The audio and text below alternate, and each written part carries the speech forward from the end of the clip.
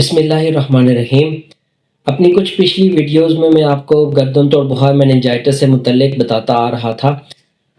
آج کی اس ویڈیو میں گردن توڑ بخار میں کی پہچان کرنے والا ٹیسٹ CSF سیریبرو اسپائنل فلوئڈ کا ایگزامینیشن اس سے متعلق بتاؤں گا کہ وہ جس پروسیس کے تھرو ہوتا ہے lumbar puncture LP۔ Lumbar puncture سے متعلق ہمارے ہاں اکثر ایک یہ متھ یا مسکنسیپشن پائی جاتی ہے کہ کمر سے پانی نکال کے جو ٹیسٹ کرتے ہیں لمبر پنکچر، اس میں جو ہے وہ معذوری، بچے میں معذوری آ جاتی ہے۔ ایسا بالکل بھی نہیں ہے۔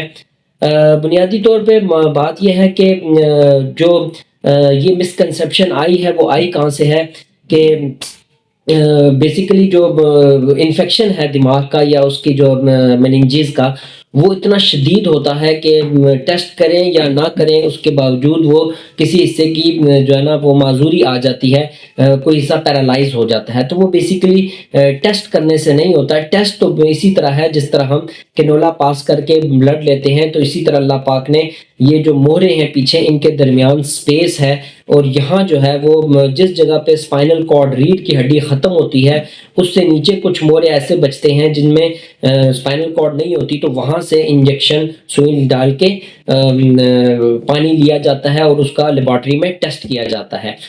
ہاں، کچھ اگر کوئی بہت اناڑی یا کسی غلط طریقے سے وہ کہیں اوپر جا کے کرے اور اسپائنل کارڈ ریڑھ کی ہڈی کو ٹچ کر دے یا اس کو ڈیمیج کر دے تو مسئلہ ہو سکتا ہے۔ تو یا پھر بیماری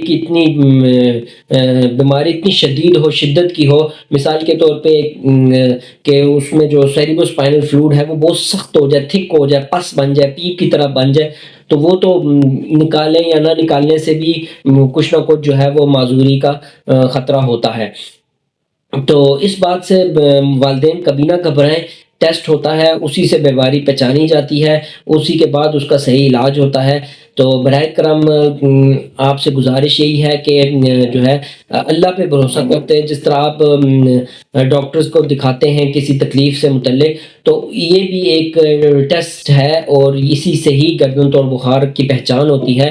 تو اس کے لیے جو ہے وہ گھبرایا نہ کریں، اللہ پہ بھروسہ رکھا کریں، انشاءاللہ شفا اللہ نے دینی ہے اور اسی پہ یقین اور بھروسہ ہونا چاہیے۔ تو انشاءاللہ جو ہے وہ اس بیماری کی پہچان کر کے تو اس کا علاج ہو جائے تو یہ بہت مناسب بات ہے۔